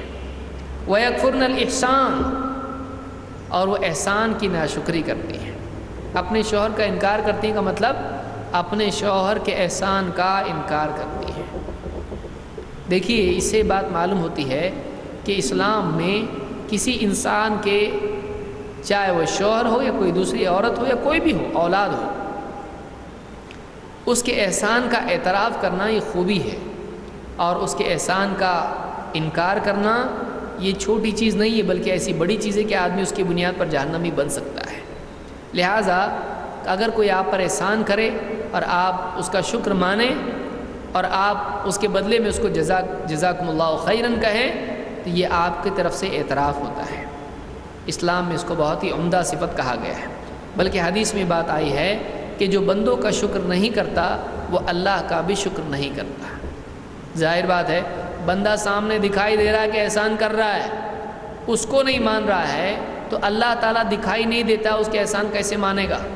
جو دکھائی دے رہا اس کو نہیں مان رہا، جو نہیں دکھائی دیتا اس کو کیسے مانے گا؟ یکفرن الاحسان، عورتیں احسان فراموشی کرتی ہیں۔ لو، اس کی ایک مثال آپ نے ذکر کی، آپ نے فرمایا لو احسنت الی احداہن، لو احسنت الی احداہن الدہر، دہر ایک لمبے زمانے کے لیے کہتے ہیں، دہر زمانہ، ایک زمانے تک تو اس پر احسان کرتا رہے، ثم رأت منک شیئا، پھر تیرے اندر وہ کوئی کمی دیکھے، تیری طرف سے کوئی کمی رہ جائے، کیا کہتی ہے؟ ما رأیت منک خیرا قط، مجھے تم سے کبھی بھلائی پہنچی ہی نہیں، میں نے تم سے کبھی خیر نہیں دیکھی،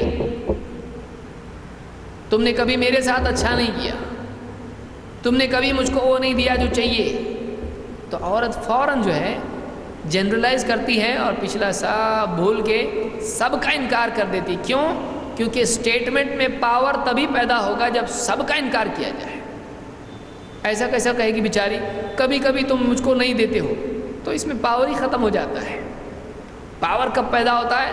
یہ سب سے بری عورت ہے، اس میں ایک بھی اچھائی نہیں ہے، کبھی اچھی نہیں رہتی ہے، تم نے کبھی احسان نہیں کیا مجھ پر، تو ایک دم سب کا انکار جو ہے انسان کی طبیعت میں ہے، اور عورت نازک مزاج ہونے کی وجہ سے عام طور سے وہ جذبات میں آ کے اس طرح سے سب کا انکار کر دیتی ہے، لیکن یہ کمزوری بہت بڑی کمزوری ہے جو ایک انسان کو جہنمی بنا سکتی ہے۔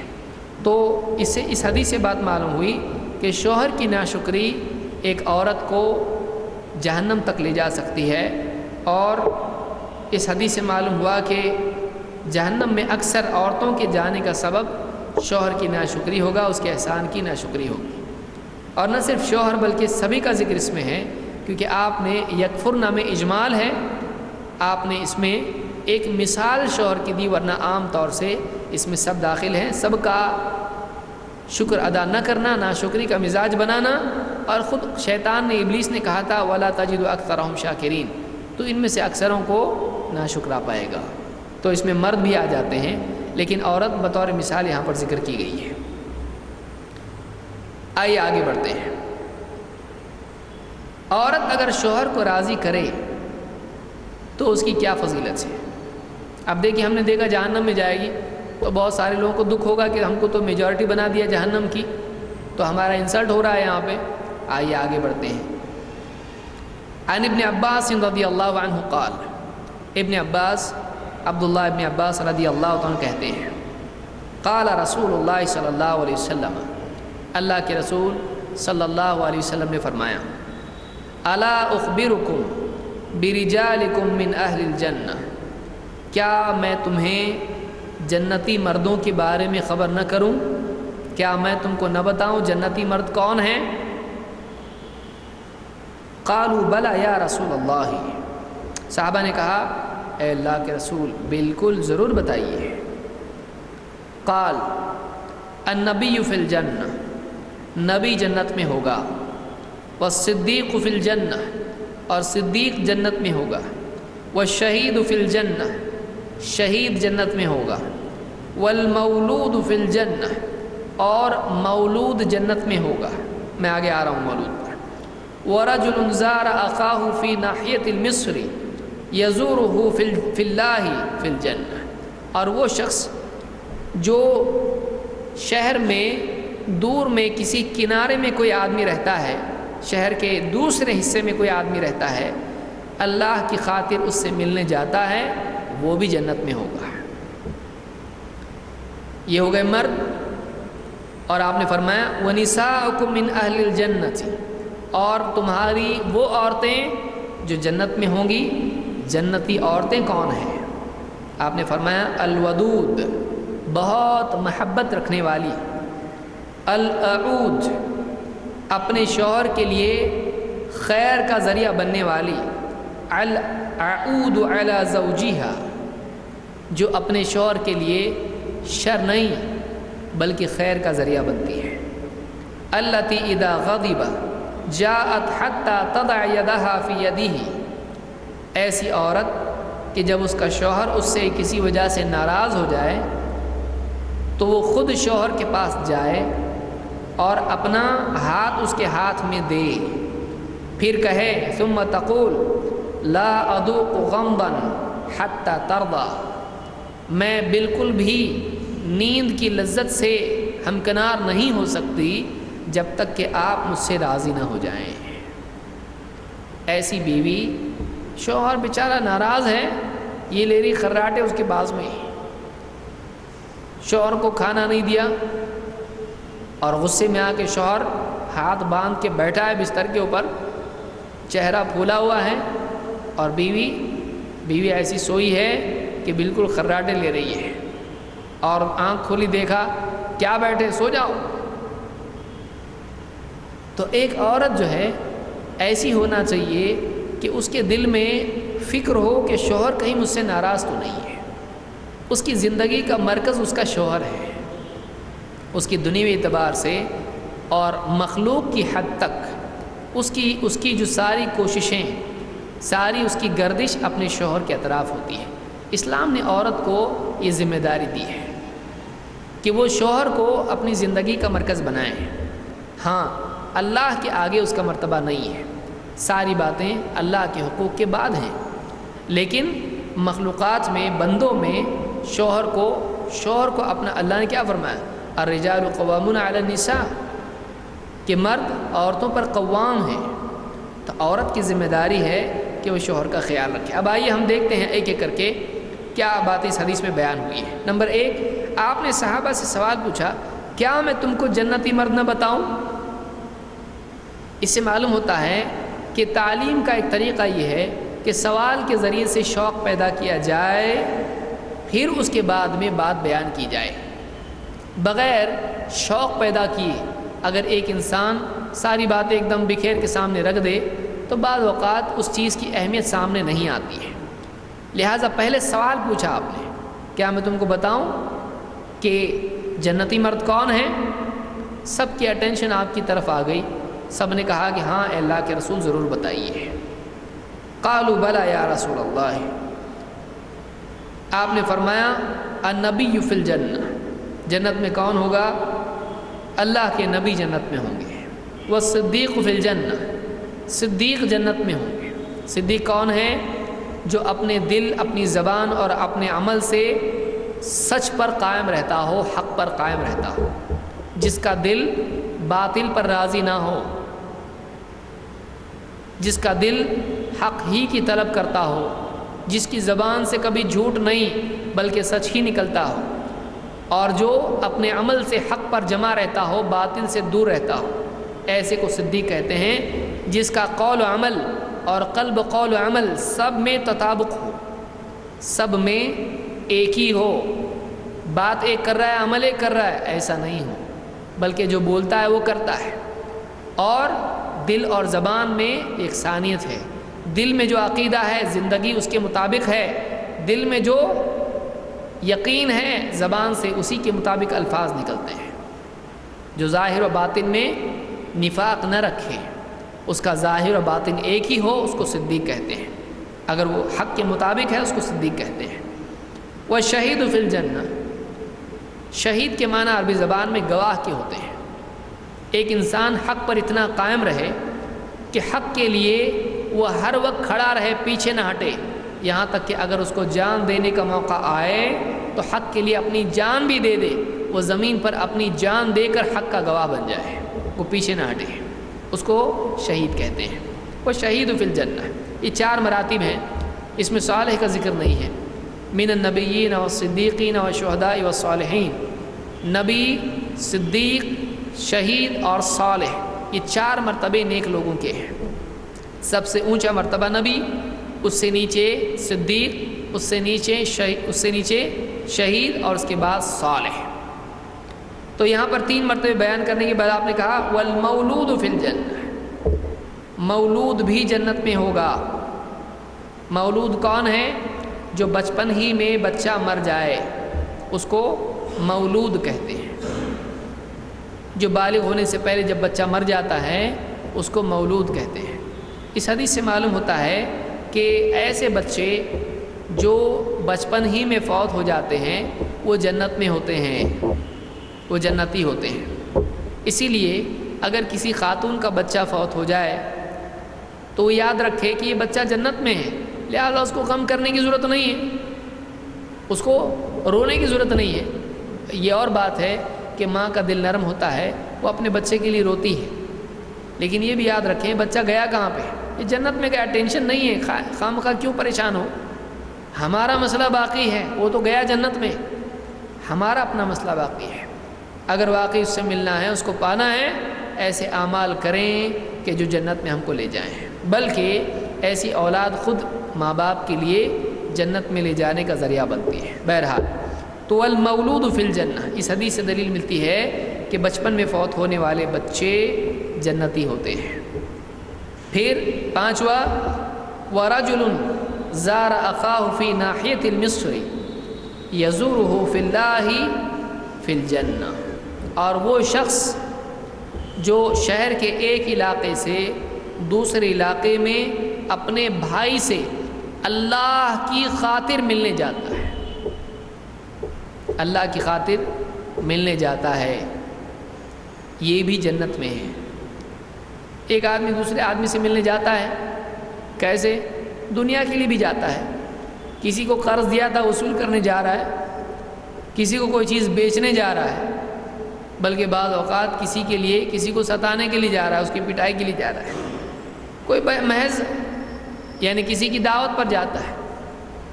لیکن یہاں پر کیا بتایا گیا کہ یزورہ فی اللہ، اللہ کی خاطر، دنیا مقصود نہیں ہے، فائدہ نقصان مقصود نہیں ہے، بس اللہ کی خاطر باہم محبت ہے، اللہ کی خاطر اگر وہ اپنے بھائی سے ملنے جاتا ہے وہ بھی جنت میں ہے۔ یہ اگرچہ مردوں کے بارے میں بات ہے، لیکن اگر عورتیں اپنے اندر یہ بات پیدا کر لیں تو وہ بھی اس میں شامل ہو سکتی ہیں۔ تو اللہ کے لیے محبت کرنا، اللہ کے لیے ملاقات کرنا، یہ بھی انسان کو جنتی بناتا ہے۔ آئیے اب عورتوں کے بارے میں کیا ہے، کیا عورتیں جنت میں جائیں گی کہ نہیں جائیں گی؟ دیکھیے وَنِسَاؤُكُم مِّنْ أَهْلِ الْجَنَّةِ، اور تمہاری جنتی عورتیں کون ہیں؟ الودود، جو اپنے دل میں اپنے شوہر، اپنی اولاد اور اپنے اقربا رشتہ داروں کے لیے بلکہ عام مسلمانوں کے لیے محبت رکھتی ہو۔ دیکھیے اللہ نے عورت کو ایسا بنایا ہے، جیسے شوہر بعض اوقات بچوں کو جھڑک دیتا ہے، بھاگو یہاں سے، مجھ کو کام کرنا ہے، لیکن عورت اگر بیمار بھی ہو، بچے آ کے اس سے لپٹتے ہیں تو اپنے بچوں کو اپنے سینے سے لگا لیتی ہے۔ عورت کو اللہ نے ایسا بنایا ہے، عورت میں محبت کا جذبہ بہت قوی ہوتا ہے، لہٰذا بعد میں اولاد بگڑ بھی جائے تو بعض اوقات باپ اولاد کو گھر سے نکال دیتا ہے، لیکن عورتیں اولاد اگر گھر پہ آتی ہے، باپ نہیں ہے تو ماں پھر بھی اولاد سے محبت سے ملتی ہے، اس کے لیے روتی ہے۔ باپ بعض اوقات ڈانٹتا ڈپٹتا ہے اور گھر سے اولاد کو نکال دیتا ہے، لیکن عورتیں اولاد کے بگڑنے کے بعد بھی اولاد سے محبت کرتی ہیں۔ عورت کو اللہ نے بنایا ہے ایسا، اس کے دل میں محبت ہے۔ تو وہ عورت جو اپنی اس صفت کو برباد نہ کرے، جو اپنے شوہر، اپنی اولاد اور اپنے رشتہ داروں سے بہت محبت کرنے والی ہو، اپنی دینی بہنوں سے خوب محبت کرنے والی ہو۔ دل میں اپنے لیے، عام ایمان والوں کے لیے محبت رکھنا دل کے لیے روشنی کی طرح ہے، اور دوسرے مسلمانوں سے اپنے دل میں کینہ کپٹ رکھنا اس دل کو اندھیرا کر دیتا ہے۔ تعصب کا اندھیرا پن اور اسی طرح سے ایک دوسرے کے لیے نفرت کا اندھیرا پن اگر دل میں آ جائے تو دل برا دل ہو جاتا ہے۔ الودود، شوہر سے محبت کرنے والی، اور العود علی زوجہا، العود علی زوجہا، جو اپنے شوہر کے لیے خیر کا ذریعہ بنتی ہے، یہ نہیں کہ اس کے لیے سردرد بن جائے۔ شوہر تھک ہار کے گھر پہ آیا، آتے ہی ہاتھ میں بیٹھو، ابھی پانی نہیں، پانی بعد میں آ رہا ہے، پہلے یہ لو بل پہلے ادا کر کے آ جاؤ۔ پہلے بل کاہے کا بل ہے بھائی؟ یہ میں نے زیورات خریدے ہیں، میری بہن کی شادی ہے۔ ارے ابھی تو خریدے تھے، وہ پچھلی تنخواہ کے تھے، یہ اگلی تنخواہ کے ہیں۔ اپنے شوہر کے لیے اب وہ سوچ رہا ہے کہ کیا کروں، یہ بل ادا کروں یا رشوت لوں یا چوری کروں یا دھوکہ دوں، کیا کروں؟ یہ جو سوراخ پیدا ہوا جہاز میں، اس کو بند کیسے کروں؟ اگر نہیں بند کیا تو پورا جہاز ڈوب جائے گا۔ میں یہاں وہاں سے سوراخ بند کرتا ہوں جہاز کے، یہ ہے کہ ڈرل مشین سے جہاز میں سوراخ کرتی رہتی ہے، آئے دن کچھ نہ کچھ مصیبت کھڑی کرتی ہے۔ شوہر آیا دیکھا بستی میں بھیڑ جمی ہے، بھیڑ ہٹا کے دیکھا تو اسی کی بیوی ہے، گالی گلوچ مار پیٹ کر رہی پڑوسیوں سے۔ لیجئے ایک نیا کام ہے، اور پولیس بھی کھڑا ہے وہاں پہ۔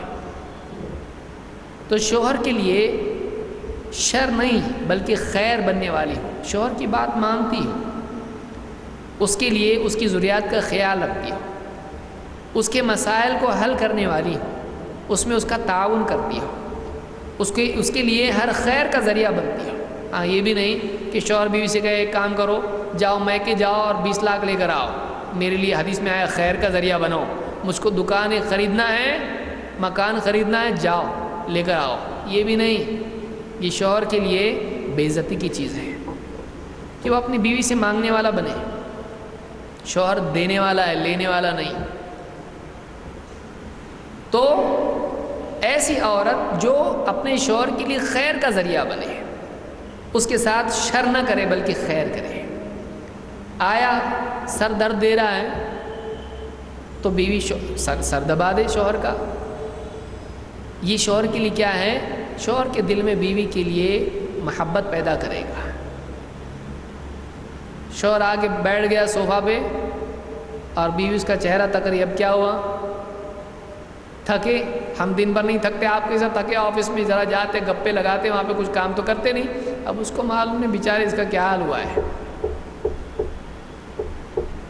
ارے بھائی سر بہت دکھ رہا ہے، پڑوس میں ہی 4 قدم چل کے جاؤ، میڈیکل سٹور ہے، گولی لاؤ، کھاؤ اور سو جاؤ۔ ارے اللہ کی بندی ذرا سر دبا دو، آٹا گوندوں یا آپ کا سر دباؤں؟ اب دیکھیے، یعنی ایک عورت اگر شوہر کا خیال نہ رکھے تو یہ اس کے لیے بہت شرم کی چیز ہے۔ العود علی زوجہا، وہ شوہر کے لیے خیر کا ذریعہ بنے، وہ شوہر کے لیے خیر کا ذریعہ بنے۔ التی اذا غضب، اور اتنا خیال رکھے کہ اگر کسی وجہ سے بیوی کی کسی غلطی سے شوہر ناراض ہو جائے، اذا غضب، تو یہ نہیں کہ شوہر ناراض ہے اس کو اس کے حال پر چھوڑ دے، کب تک ناراض رہیں گے، واپس تو لوٹ کے آنا ہی ہے۔ بعض بیویاں بہت ہوشیار ہوتی ہیں، ان کو معلوم ہوتا ہے جائیں گے کہاں، بھوک تو لگے گی، بھوک تو لگنے والی ہے، لوٹ کے تو آنا ہی آنا ہے، تو بات نہیں کر کے جائیں گے کہاں پہ، غصے میں آ کے دروازہ بند کر کے گئے ہیں، واپس کھٹکھٹائیں گے، آنا تو ہے ہی ہے، بھوک تو لگنے والی ہے، پڑوسی تو کھانا دینے والے نہیں، دوست تو گھر پہ لے جائیں گے نہیں، آنا تو ہے۔ تو اکڑ کے بعض خواتین اپنی جگہ اپنی اکڑ کو باقی رکھتی، اس لیے کہ بہت ہوشیار ہوتی، معلوم ہوتا ہے ہاں کہیں جا نہیں سکتا ہے، یہ آئے گا۔ لیکن نیک بیوی کیسی ہوتی ہے؟ حدیث میں بتایا گیا جنتی عورت کون ہے؟ التی اذا غضب، جب اس کا شوہر اس سے ناراض ہو جائے، جاءت، خود اس کے پاس جاتی ہے، حتی تضع یدہا فی یدہ، یہ نہیں کہ جا کے اس کے سامنے کھڑی ہو گئی ایک دم کمر پہ ہاتھ رکھ کے، ابھی بولے دے رہے ہوں، ہاں ٹھیک ہے کوئی بات نہیں، سوری تو سوری، ماں باپ کو نہیں بولی کبھی تم کو بول رہی ہوں، چلو ٹھیک ہے سیدھے ہو جاؤ، ابھی جلدی سے زیادہ مت کرو، یہ نہیں، بلکہ جا کے اس کا ہاتھ اپنے ہاتھ میں لے، اپنا ہاتھ اپنے شوہر کے ہاتھ میں دے، یعنی یہ ایک علامت اس بات کی کہ میں آپ کے ساتھ ہوں، آپ کا ساتھ چھوڑ کے جانے والوں میں سے نہیں ہوں۔ اپنا ہاتھ شوہر کے ہاتھ میں دے اور محبت اور انسیت کا اظہار کرے اپنے شوہر سے۔ ہاتھ ہاتھ میں دینا یہ محبت اور تابع داری کی علامت ہے، کہ کوئی کسی کے ہاتھ میں اپنا ہاتھ کب دیتا ہے، یہ بتانے کے لیے میں آپ کے تابع ہوں، لیجیے میرا ہاتھ، جہاں چاہے مجھ کو لے جاؤ، کہ وہ عورت آئے اپنے شوہر کے پاس خود، اور یہ نہیں کہ دوسرے کمرے سے فون کر کے بولے ذرا آؤ یہاں پہ ایک بات کرنی ہے، کیونکہ آج موبائل کا زمانہ ہے، شوہر ایک کمرے میں ہے، بیوی ایک کمرے میں ہے، اور اگر وہ خود چل کے جائے گی تو ناک کٹے گی، عزت گھٹے گی، انا ٹوٹے گی، تو فون کر کے کہا کہاں ہیں آپ، آئیے تھوڑا بات کرنا ہے، معاملہ حل کرنا ہے، تو شوہر بیچارہ کندھے جھکائے آ رہا ہے، کیا ہے بتاؤ، ویسے تو مجھ کو یہ ہارنا ہے، آ گیا بیچارہ غریب مسکین،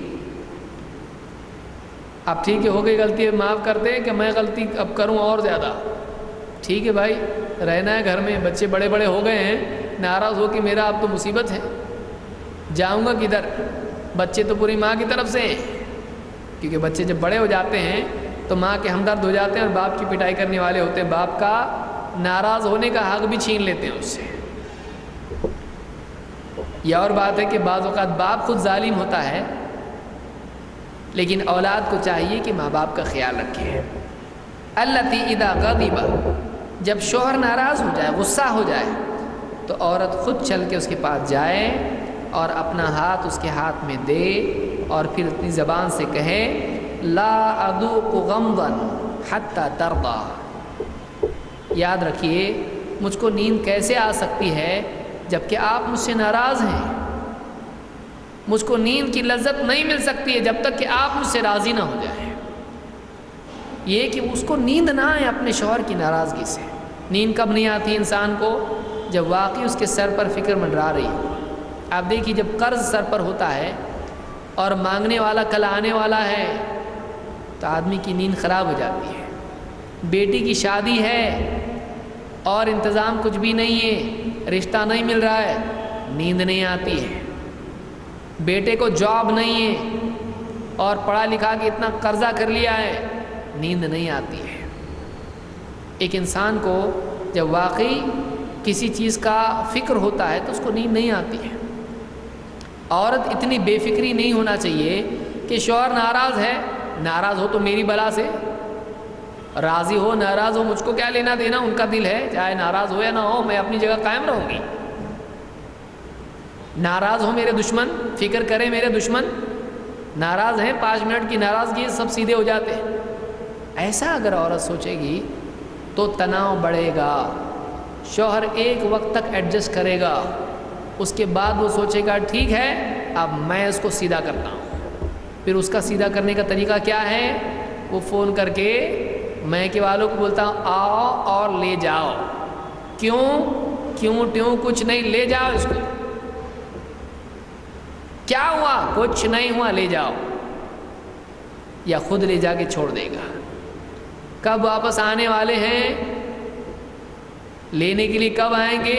میں نہیں آؤں گا، اب فرشتے آئیں گے لینے کے لیے۔ اب فرشتے ہی آئیں گے، تب تک رہو یہیں پہ میکے میں۔ تو یہ بعض اوقات اس طرح سے بیوی کا شوہر سے ناراض ہونا اور شوہر کی ناراضگی کو نظر انداز کرنا بعض اوقات طلاق تک لے جاتا ہے۔ آپ نے دیکھا ہوگا بہت سارے نکاح ٹوٹ جاتے ہیں۔ کیوں؟ بیوی اپنی جگہ اکڑ کے بیٹھی ہے، شوہر اب اکڑے گا نہیں، تو شوہر کے پاس حق ہے طلاق کا۔ کیا کرتا ہے؟ طلاق طلاق طلاق، چھوڑ دیتا ہے بیوی کو۔ اس کے پاس ایک ہی ڈنڈا ہے طلاق کا، وہ طلاق دے دیتا ہے۔ کتنے نکاح اس وجہ سے ٹوٹ جاتے ہیں۔ تو عورت کے اندر یہ مزاج ہو کہ وہ اپنے شوہر کو راضی کرے اور اس کے ناراض ہونے پر لاپرواہی نہ برتے، یہ عورت جنتی ہے۔ بعض عورتیں سوچتی ہیں ہم ہی کیوں جھکیں، غلطی ہماری نہیں ہے، غلطی ہماری نہیں۔ بعض اوقات غلطی عورت کی نہیں بھی ہوتی ہے، کئی مرتبہ غلطی عورت کی نہیں ہوتی ہے، لیکن یاد رکھیں آپ اولاد کو کیسا کرتے ہیں؟ آپ کی غلطی ہوتی ہے، اولاد غلطی کرتا ہے، آپ اس کو ملا کے لیتے کہ نہیں لیتے؟ آپ کا بچہ ہے آنگن میں پاخانہ کر دیا، آپ کے برتن توڑ دیے، کچھ اور غلط کام کر دیا، آپ کیا کرتے ہیں اس کو؟ آپ کا اپنا بچہ، آپ کے دل میں اس کی محبت کم نہیں ہوتی ہے؟ جب بچے کا آپ اتنا خیال رکھتے ہیں، شوہر آپ کا سرپرست ہے، اس کا زیادہ خیال رکھنا چاہیے۔ تو شوہر کی ماتحتی عورت اختیار کرے اور اس کی ناراضگی کو لاپرواہی کے ساتھ نظر انداز نہ کرے، بلکہ اس کی طرف دھیان دے۔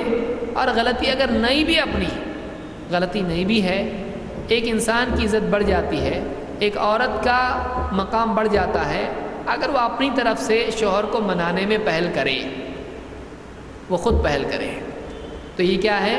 اس کے اعلیٰ اخلاق کی دلیل ہے۔ شوہر میں اکڑ ہوتی ہے، شوہر میں اکڑ ہوتی ہے، اس میں انا ہوتی ہے، یہی وجہ ہے کہ شوہر ظلم کرتا ہے، اگر بگڑ جاتا ہے تو پھر حد پھلان دیتا ہے، اس کی انا کو ٹھیس پہنچتی ہے اگر آپ اس کو معافی مانگنے کے لیے گئے۔ لیکن اگر عورت خود دیکھے ٹھیک ہے اس کی غلطی ہے، جا کے اس کے پاس بیٹھ گئی، کہا کہ چلو ٹھیک ہے میری غلطی سمجھ لو، معاف کر دو اگر غلطی ہو گئی ہو، کچھ بات ہے، شوہر خود کہے گا ٹھیک ہے بھائی غلطی تمہاری نہیں میری غلطی تھی۔ کب ہوگا یہ؟ جب عورت اپنی طرف سے پہل کرے۔ شوہر میں انا ہوتی ہے، اس میں ایگو ہوتی ہے، اس میں بڑا پن ہوتا ہے، بڑا۔ آپ اپنے بچوں سے معافی مانگتے؟ آپ سے اگر کوئی غلطی ہو جائے، بچے کو غلطی سے پیٹ دیا، اس کی غلطی نہیں اس کی تھی، اس کو پٹائی کر دی، اس کو معاف کرو بولنا کتنا بھاری پڑتا ہے؟ کیوں؟ غلطی ہونے کے بعد بھی بھاری پڑتا ہے کہ نہیں پڑتا ہے؟ کیوں؟ یہ بچہ ہے، اس سے کیا معافی مانگنے کا، اس سے کیا معافی مانگے ہم، یہ بچہ ہے چھوٹا ہے۔ تو آپ کو بھی تو لگتا ہے نا ایسا، تو شوہر کو کتنا لگتا ہوگا؟ لیکن وہی بچہ آپ کا آپ کے پاس آیا کہے کہ چلیے مجھ سے غلطی ہو گئی آئندہ نہیں ہوگی، آپ کہیں گے نہیں بیٹا پیارا بچہ میرا ادھر آ، غلطی تیری نہیں تھی غلطی میری تھی، تب آسان ہو جاتا ہے، پہل اگر بچے کی طرف سے ہو، یہی بات ہوتی ہے۔ تو یاد رکھیں کہ عورت کو چاہیے کہ اگر شوہر اس سے ناراض ہے تو لاپرواہی سے اس کو نظر انداز نہ کرے، بلکہ خود اس کے پاس جا کر معافی مانگ لے، خصوصاً جب غلطی ہوئی ہے، اور اگر غلطی نہیں بھی ہے تب بھی اس کے پاس جائے، آپ ناراض کیوں ہیں، کیا بات ہے، مجھ سے کوئی غلطی ہو گئی؟ ایک عورت میں یہ چیز ہونا چاہیے۔ اس کو تمام نے اپنی کتاب فوائد میں، یعنی یہ فوائد تمام ان کے طالب علموں نے ذکر کی، شاگردوں نے اس کو جمع کیا ہے، تو یہ فوائد نام سے مشہور کتاب ہے، فوائد تمام، اور امام البیہقی نے شعب الایمان میں اور امام الطبرانی نے الکبیر میں اس کو روایت کیا ہے، اور الصحیحہ میں شیخ الالبانی نے اس کو صحیح کہا ہے، اور الفاظ امام البیہقی کے ہیں یہاں پر، یعنی شعب الایمان میں بیہقی نے یہ روایت نقل کی ہے۔ لہٰذا اس حدیث سے کئی باتیں ہم کو معلوم ہوئی۔ انشاءاللہ اگلے درس میں ہم مزید اور باتیں دیکھیں گے کہ خواتین کے تعلق سے حدیثوں میں کیا باتیں آئیں۔ ہمارے پاس وقت بہت کم رہ گیا ہے، لہٰذا ہم کوشش کریں گے کہ رمضان کے آنے سے پہلے یہ کورس ختم ہو جائے، رمضان کے آنے سے پہلے یہ کورس ختم ہو جائے۔ اگر اس کی صورت یہ ہوتی ہے کہ تیزی سے اس کو ختم کیا جائے تو یہ بھی ایک صورت ہے، اور یہ بھی صورت ہو سکتی ہے کہ یہ دروس بڑھا دیے جائیں، یعنی ایک کی بجائے ہفتے میں 2 درس ہوں، لیکن فی الوقت ایک ہی پر ہم اکتفا کریں گے۔ آگے اس بارے میں مزید سوچیں گے، آپ بھی سوچیں کہ 1 درس کافی ہے یا 2 درس چاہیے، کیونکہ ابھی ہماری تقریباً 12 حدیثیں ہوئی ہیں اور ابھی ہمارے پاس 40 حدیثیں ابھی باقی ہیں، تو اس کے لیے بھی ہم کو وقت درکار ہے۔ یہ بھی ہو سکتا ہے کہ رمضان میں سلسلہ منقطع ہو جائے اور پھر یہ کورس رمضان کے بعد جاری رہے، یا پھر کچھ کے ذہنوں میں بات آ رہی ہوگی، اتنا مت سمجھائیے، جلدی جلدی ختم کیجیے، جیسا باقی کتابوں میں ہوتا ہے، باقی چیزوں میں ہوتا ہے، انسان سمجھنے کے بجائے ختم کر کے خوش ہو جاتا ہے، چلو ختم ہو گیا، تو ایسا بھی بعض لوگوں کے ذہن میں آ رہا ہوگا۔ بہرحال آپ لوگ سوچیں کہ اس بارے میں ہم کو کیا کرنا ہے۔ اقول قولی ھذا واستغفر اللہ لی ولکم۔